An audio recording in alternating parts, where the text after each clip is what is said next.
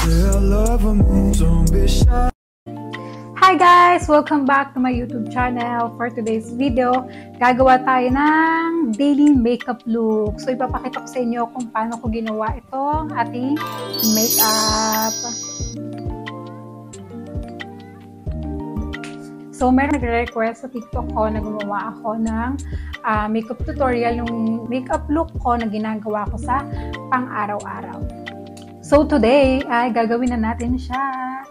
So, sisimulan na natin. First ay gamit muna tayo ng primer. Pore Base Gel Cream. Ayan. So, konti lang yung ginagamit ko nito. Kasi parang ano na rin siya, parang moisturizer. So, ayoko naman ng masyadong makintab yung mukha ko kapag nagme-makeup. So, kamay lang gagamitin natin.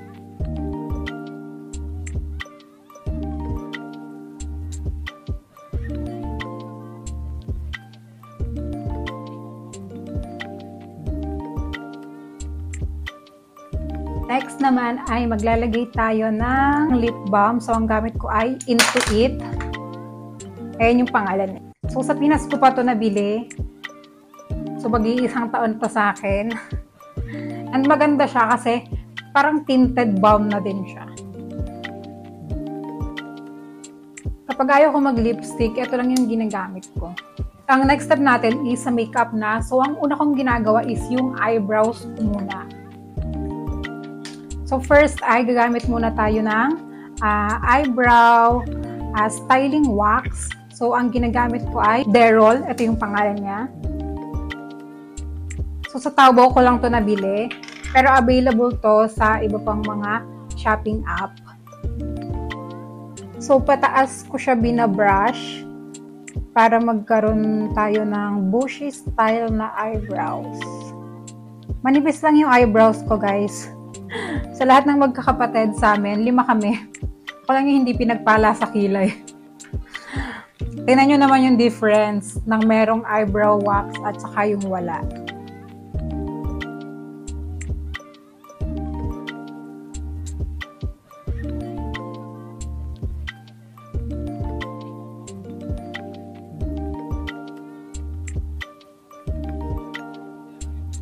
Okay. So, hayaan muna natin siya na ganyan. Mag-move on na tayo sa mukha natin.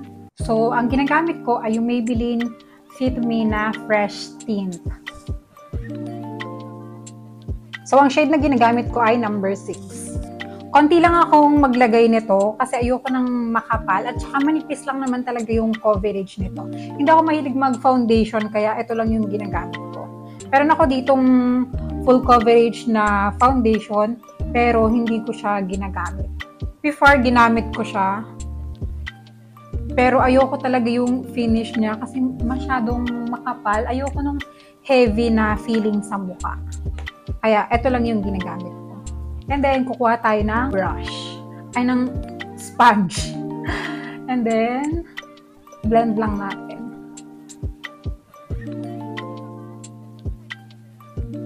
Natutuwa ko, guys, mag-makeup ay nung nag-college na ako. So, ang kinuha kong course ay Tourism Management. Hindi talaga ako marunong mag-makeup before. Hindi ako marunong magkilay. Lagi akong inaasar dati na parang linta yung kilay ko kasi sobrang kapal ko magkilay. Kasi nga, di ba, wala akong kilay. Manipis lang yung mga hibla ng buhok ng kilay ko.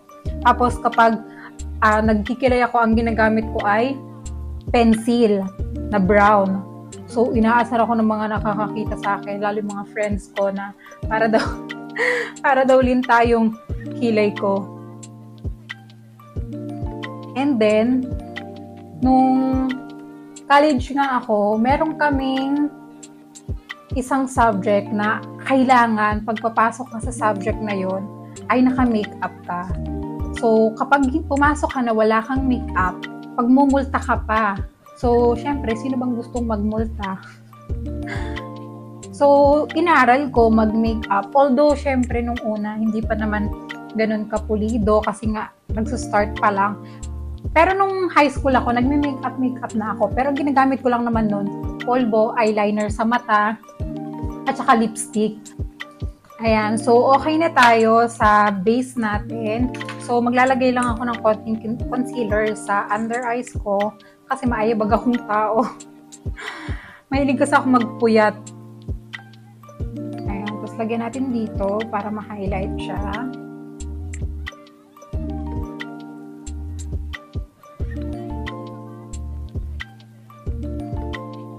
Ibang side naman ng sponge yung ginamit ko, guys. Ito yung ginagamit ko sa tinted sunscreen na ginagamit ko. And then, yung ibang side naman sa concealer.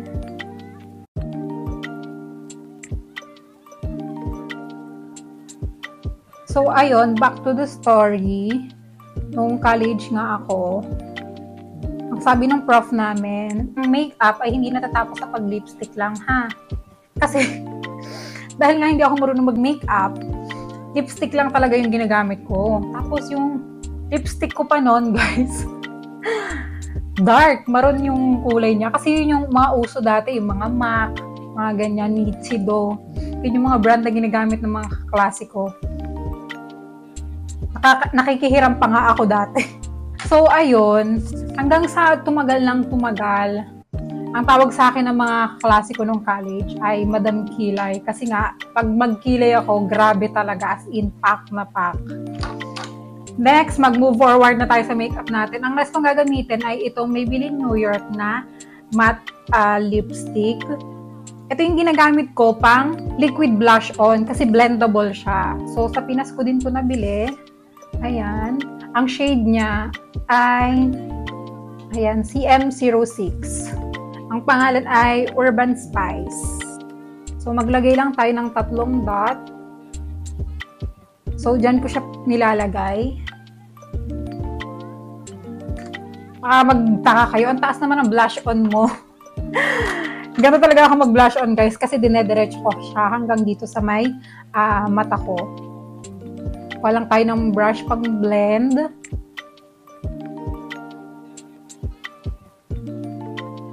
And then, ipitin ko lang siya para i-blend ko din sa may bandang mata ko.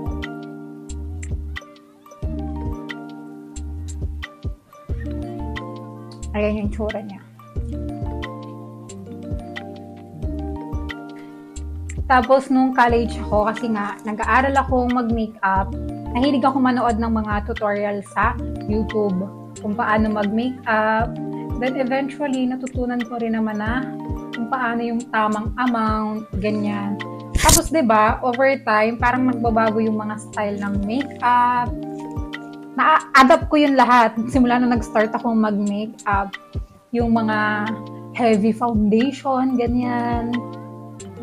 Tapos, yung malalaking cat eyes na eyeliner.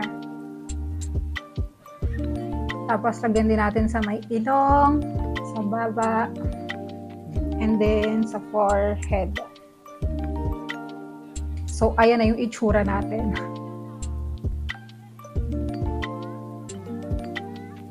Next ay iset na natin yung eyebrow. So, ang ginagamit kong setting spray ay itong Rami.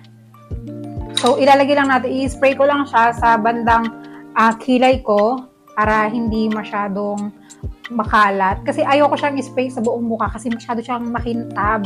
Kumbaga parang dewy finish kasi yung setting spray na to. Although meron itong isa pa na matte finish naman.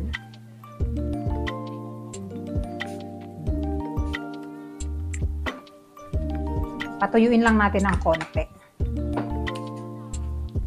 And yung excess ay ipapat ko lang ng tissue.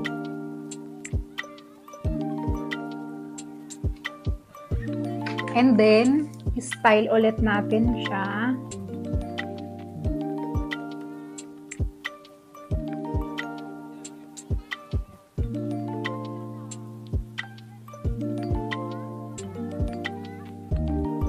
Mag-move on muna tayo sa mata. Kasi, hindi ko pa muna tatapusin yung kilay ko. So, sa mata naman, gagamit lang tayo ng eyeliner. So, liquid eyeliner.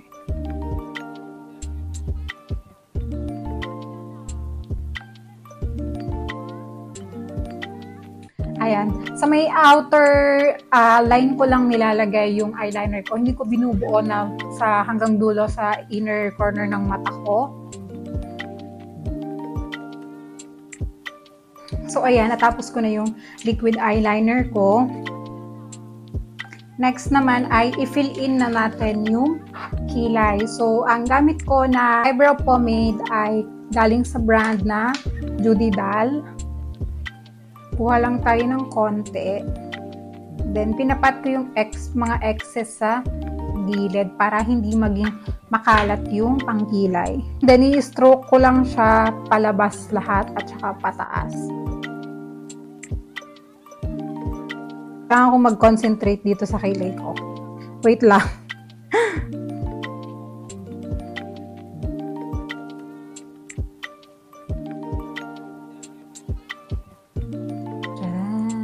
Na isang kilay natin. Next, yung sa left side naman ng kilay.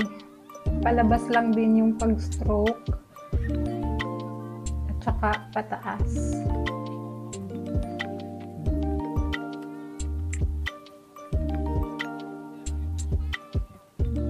Tapos na ang ating kilay. And then, brush lang natin siya ng konti. Huwag masyadong madiin. Para visible pa rin yung strokes nung pomade natin. Tapos, style lang natin yung dulo. Para hindi siya mukhang makalat. Okay, since tapos na tayo sa kilay natin, balik tayo sa mata. Ito yung ginagamit kong palette. Ang brand naman nito ay Kiss Beauty. So, ang kukunin kong shade ay itong pink na shimmer. Nasira na nga ito kasi nabagsak ko eh. Diba? Napaka-ano ng kamay. So, sa gitnang part ko lang siya nilalagay.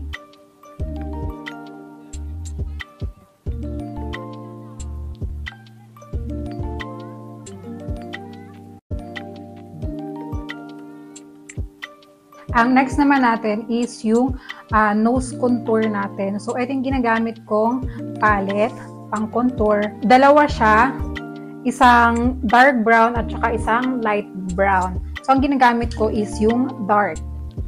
So, una kong nilalagyan is yung dito sa may mata ko, papunta dito sa may bridge ng ilong.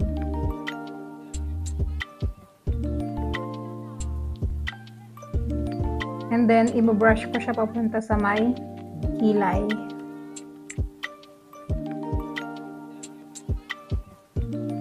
Next is yung ito naman sa may dulo ng ilong. And saka yung gitna.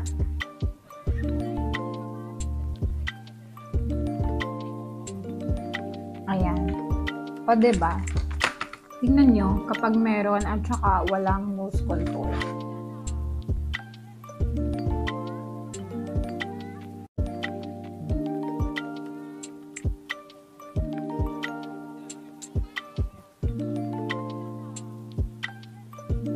And then, maglalagay din ako ng konting contour dito sa may cheek ko. Ang gagamitin ko ay same shade lang, yung dark. Konti lang nilalagay ko kasi ayoko naman ng masyadong pak na cheekbone or contour.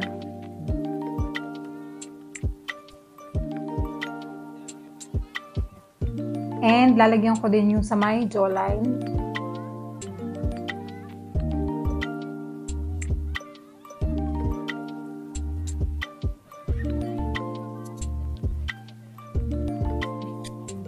Next naman ay magsiset tayo ng face. So, ang gamit ko ay itong Wet n Wild na loose powder.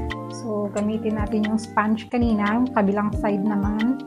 Lalagyan ko yung sa may under eye.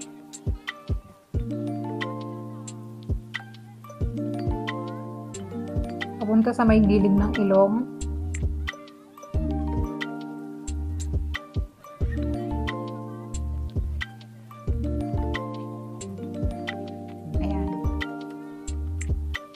And then, yung the rest ng face ay gagamitan ko na lang ng brush. So, upward yung pag-brush ko, hindi pababa.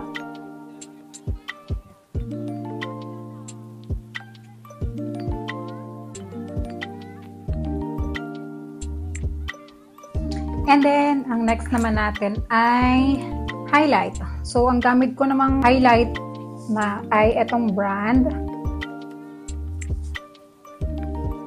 So, gamit tayo ng brush.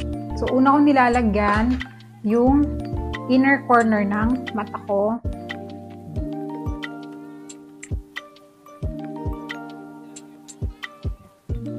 Next, yung tip naman ng nose. And then, sa may bridge.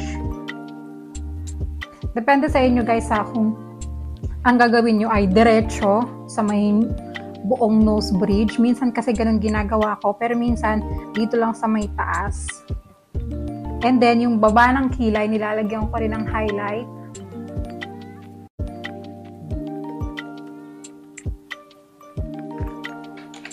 And then, gamit tayo ng powder blush. Gagamitin ko lang ulit yung kaninang ginamit ko na palette galing sa Kiss Beauty. And then, etong shade naman yung gagamitin natin. So, dito ko lang siya ilalagay sa may gilid. Tsaka dito sa may gitna. See the difference?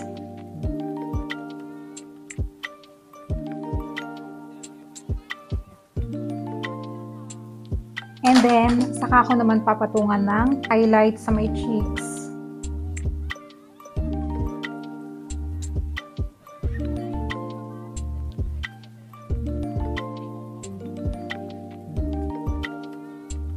Next naman natin is mag-curl tayo ng eyelash.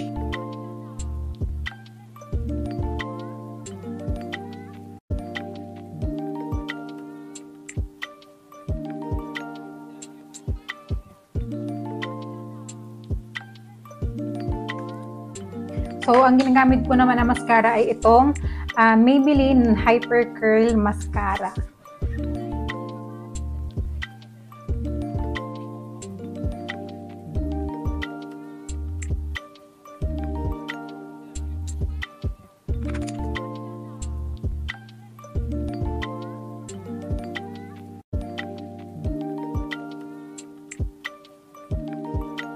Minsan guys, naglalagay din ako ng eyeshadow dito sa may ibaba ng mata ko pag gusto ko na medyo may accent yung mata.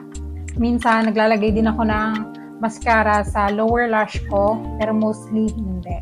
So, tapusin na natin tong look na to.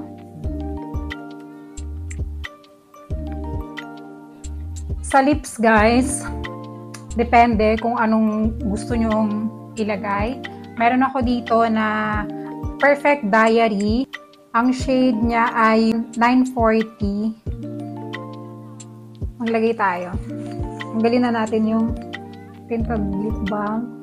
Maganda tong tinted lip balm na to guys. Natural lang yung iniiwan niya na tint. So, kung ayaw mong maglagay ng lipstick or ano, pwedeng ayun lang, maglagay tayo na to. Hindi to red na kulay.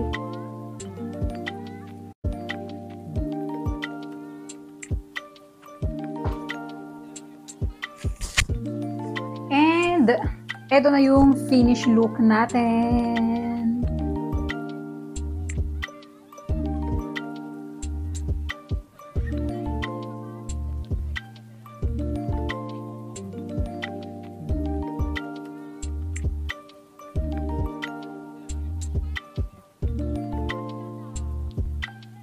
And that's it for our today's vlog. I hope to see you guys on the next one.